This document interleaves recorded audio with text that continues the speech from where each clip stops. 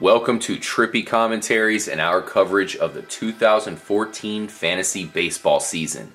We have made it to catchers, one of the hardest positions to lock down a good player. I'm RJ here with Kyle. What's going on? And Mike. What's going on? Let's go ahead and look at this position. We definitely have to get into it because there are a couple up and coming risers, and there are a couple guys that are the old wily vets that still keep getting it done and are fantastic picks, very safe picks to get as this year's catcher for your team. It's funny you mentioned when we talk about the hardest position.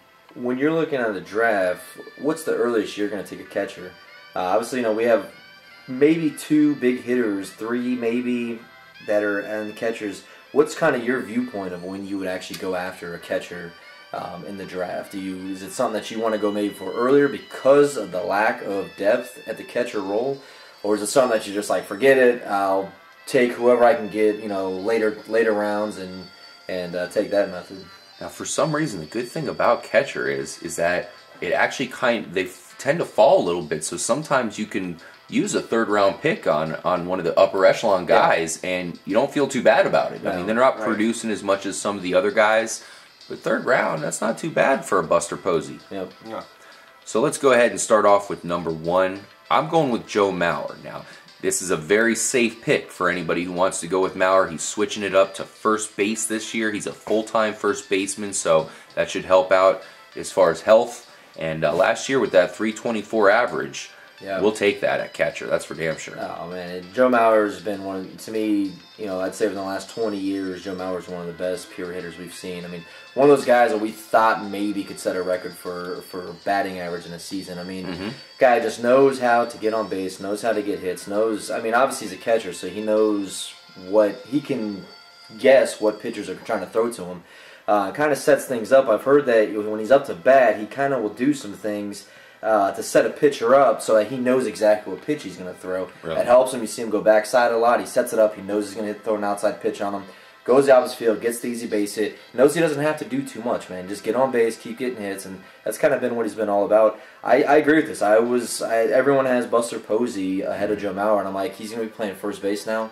All he's got to do is concentrate on hitting. I see a big year from Joe Mauer. Oh, yeah. I agree. Buster Posey at number 2. Yeah. Look at his stats, 61 runs and 72 RBIs. I mean, that's pretty good, along with 15 home runs. We expect that to go up, and that 294 average also has room to go up. So you can't go wrong with the high pick with Buster Posey just to have that safety net there at catcher. Because after that, it really kind of falls off as far as guys that are money in the bank. Yeah. Yadier Molina's number 3, very good player, but 12 home runs, that's a little bit low. 80 RBIs, we'll take that along with a high average, though. For Yadier Molina, I mean, last year was definitely, solidified him as an offensive threat. Before that, I mean, he's always been kind of your average catcher hitting-wise.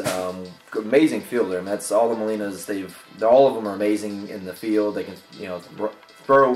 They can stop people from stealing on teams, which is huge. Oh, yeah. But Yadier Molina really solidified himself last year as an offensive threat, and I think 3 is the perfect spot for him. Definitely. Yeah, Brian McCann, the new Yankees catcher, comes in at number 4. Last season, in limited time, he put up 24 homers. He had a 256 average, which is pretty low for him. Looked for both his power and average to go up in Yankee Stadium. Yeah, I mean, normally I would disagree with having him at 4, but just because of the stadium he's in, that kind of fits Brian McCann. I think he's going to have a lot more home runs this year than he's had in the past. Yeah. A guy we're extremely excited to watch this season, the catcher for the Atlanta Braves, Evan Gattis. This guy's got a ton of potential. Last year hit 21 homers. And a very limited time, of course, splitting time with Brian McCann, guy we just mentioned. Yep. Now, he only hit for a 243 average, and that's a big red flag here. But his power is tremendous, and, of course, we love the Atlanta Braves lineup. Do you like Evan Gattis this year, Mikey? I like him. I mean, like you said, he has a lot of power, low average. I think we might see that again, but like you said, he did not get a lot of playing time. And with those numbers, with the amount of playing time he had, I think we can expect to see a large amount of home runs. Yeah, and I think the Braves feel that way as well. Like I mentioned in the earlier video, I think it's a big reason why they were okay with McCann leaving. They knew they could get more out of Gattis this year. Gotta like those guys to get up there with no batting gloves on. There's just something about those guys. They're just raw, tough players, especially for a catcher. You kind of want that tough mentality. I do like Evan Gattis a lot this year. Now, number 6, Carlos Santana, probably should be higher, but it's just a guy we want to see even more from. The stats last year were not bad. I mean, 20 home runs, 75 runs, 74 RBIs, and even his average at 268. We'll take that any day. So, can he repeat those stats and possibly improve? That's the question. Yeah, it was good to see him bounce back from the year prior, because the year before that, he really fell off, and a lot of people didn't expect that. So, I mean, he's a great ball player, and he's somebody that we, as fans of the game, we want to see a guy like that bounce back and be able to play well for his team. Yeah. And we do have to mention that he is now a full-time third baseman, apparently. Yeah, which is... It's going to take some... It's a strange move. You see the guys go from catcher to first base, but catcher, first base, now third base. That's crazy. That is weird. And it's going to take a lot of practice and a lot of thought for him to do that. The thought process is now different for Carlos Santana. Is that going to take away from him at the plate? We will see. We have him ranked 6th. I mean, that's still a high position. Yeah. Number 7, Wilin Rosario. Big-time power. I mean, last year he only put up 21 homers, so he lost out on power, but we saw his average go way up. He ended with a 292 average, very impressive. We expect his home runs to actually go back up this is a guy in most drafts that you're going to be able to get really low, and I think this guy has one, to me, when I look at all the catchers, this guy has the most value because, like I said, this guy's going to slip through the cracks. A lot of people still don't know who he is. And I feel you can get him really late, and he has the potential to, be a top 5 catcher this year. Jonathan Lucroy's number 8, one of the under-the-radar catchers who's been good for a while now.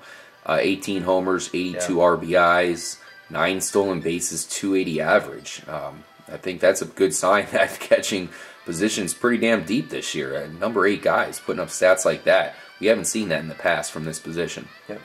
Matt Wieters at number 9. From Baltimore. This is a guy that, I mean, last year only hit for 235 average, managed to put up 22 home runs, but he's really got something to prove. It almost seems like Baltimore doesn't, it's almost like they don't want him anymore as much as they used to. He used to be like a captain. Now all of a sudden I'm hearing trade rumors and they don't want to give him all this money.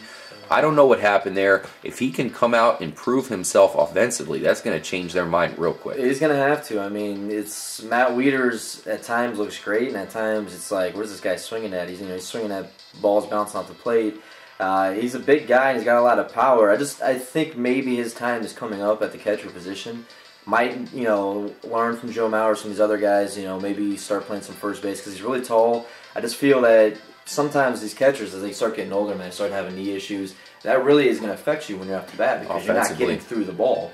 I think it's becoming to that point. He's still a great catcher. But by all means, defensively, great catcher. But I just feel as they start getting later in their careers, they really need to make that switch over so that way they can keep playing at a high level that we've seen in the past. Yeah. And that would be a shame, unfortunately, just because he's so good defensively. The pitchers love him. But 235 average, we certainly expected a lot more from him. Yep. We'll see. I mean, he's a young player. He can explode at any moment. Or he can poop the bed again. Salvador Perez, number 10. Speaking of young players, this guy's got a ton of talent for the Royals, which they're a team with a lot of young guys forming here. And together they're going to help each other's statistics out. Last year had a 292 average. Yep. He had 13 home runs. That could easily go up, and this is a guy that, for the 10th catcher available, this guy could definitely help out your team. He could be a plug-in, not worry about it kind of guy. Yep. Well, there's another guy that I feel if you go catcher early, you can get a guy like this late and have him as a backup. Because, catchers they're not going to be everyday starters. There's a lot of times that they miss out. You kind of want to carry 2 decent catchers. If you can get one of the other guys early and then wait, you're still going to have somebody fall to you that you can plug in case, one of your guys is not starting or he gets injured or banged up or has to take a week off. All that kind of stuff happens with catchers, man. They're the most inconsistent health-wise, because they're going through so much every day when they're catching.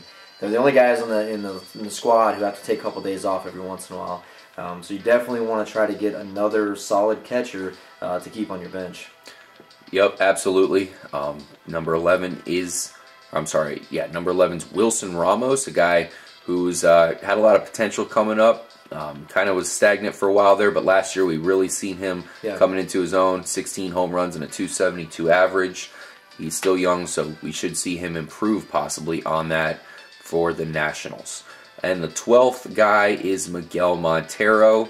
Last season only had 11 home runs with a .230 average. Yeah. Really fell off, but we don't expect that to happen again this year. He's got a lot of good players around him. And if you're looking for a safe bet, even though he's going low and even though he's coming off a pretty disappointing season, Miguel Montero is probably going to be a safe guy to plug in there.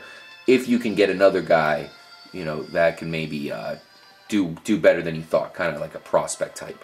Yeah, I mean, once we start getting down, beyond the top 12 there, it's kind of plug and play type catchers.